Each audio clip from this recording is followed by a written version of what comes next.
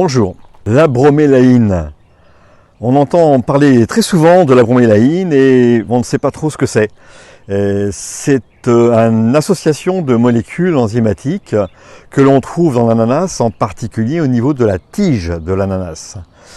Cette bromélaïne, on l'a trouvée essentiellement, il y a quelque temps encore, dans un produit qui s'appelle Extranase, qui avait des propriétés anti-inflammatoires et qui était largement conseillé dans les post-opératoires chez les humains comme chez les animaux. Très efficace. Et puis on avait ce côté anti-édémateux, donc disparition de ce qui est collection d'eau autour de la plaie, qui permettait à une plaie de cicatriser plus vite, voire de résorber des poches. Par exemple, c'était très efficace sur les problèmes d'othématome, c'est-à-dire d'hématome sur la paroi de l'oreille des chats ou des chiens, pathologie assez fréquente. L'extranase a disparu, elle n'est plus fabriquée exactement, elle n'a pas été interdite, mais elle a juste été arrêtée de fabrication, malheureusement.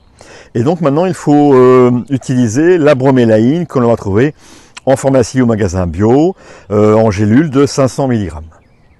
Cette bromélaïne est très intéressante, je la propose, je la conseille dans tous les post-opératoires un peu difficiles, dans les suites d'opérations où il y a beaucoup d'édème autour de la plaie, et puis dans tous les phénomènes inflammatoires qu'on ne sait pas trop expliquer, c'est-à-dire par exemple, vous me dites que votre animal a un lipome, il a une boule, il a un kyste.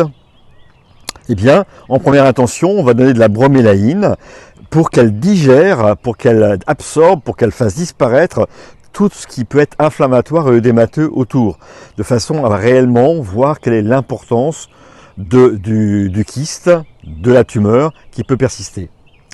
J'aurais même tendance à dire qu'on peut l'utiliser dans d'autres types d'inflammations.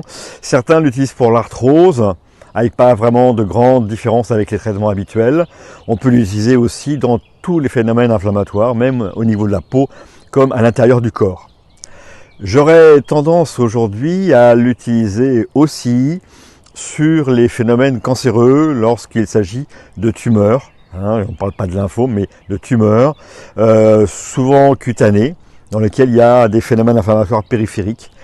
Et cette inflammation, cet édème périphérique, peut éventuellement être résorbé par la bromélaïne. Donc je vous propose de regarder un petit peu ce que c'est que la bromélaïne, donc cette substance mélange d'enzymes protéolytiques. D'ailleurs on en trouve aussi, non pas que dans l'ananas, mais dans la papaye, qui est aussi un fruit qui a des propriétés anti-inflammatoires intéressantes. Voilà, quelques petits mots sur la bromélaïne. Je vous remercie, à bientôt, au revoir.